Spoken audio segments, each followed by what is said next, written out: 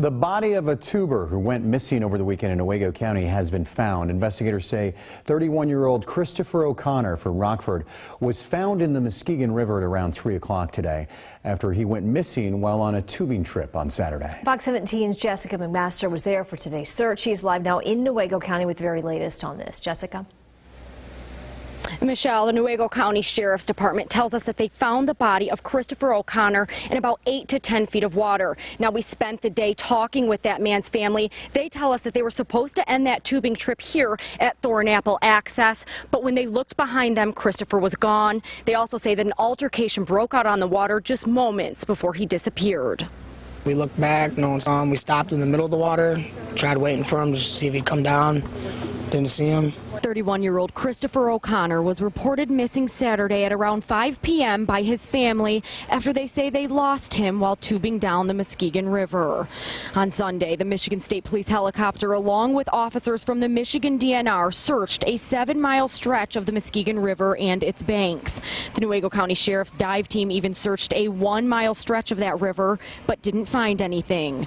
The trip began Saturday, family says, at the Croton Dam. O'Connor's stepson, Brendan, says a large group of them were in town for a family reunion and thought it would be fun to end their day by tubing. Prior to losing contact with his dad, Brandon says a fight broke out on the banks of the river between them and another group of tubers. He tells us both parties had been drinking, but that the fight came to an end and they headed back out. He got back on the tube. We had a group about 50 people, and we all got back on the water. But shortly after continuing their trip, about 100 yards down the river, Brendan says they looked back and Chris was gone. We all pulled over on the side of the water, and I ran up shore. I tried looking for him. Today, several people, family, friends, and search teams came out to the area trying to find him, the same as they'd done on Sunday. Even dogs from all across Michigan that are trained to detect human scent were in on the search. Just before 3 p.m., family told us those dogs made a hit, but it wasn't clear what they found. About 15 minutes later, a group of nearly 50 of Chris's family and friends headed into the woods to start another search.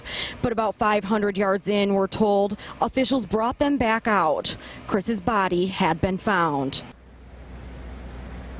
Now, it's only been a few hours since O'Connor's body was found and all search crews were called off. So still, obviously, a lot of questions for that family tonight.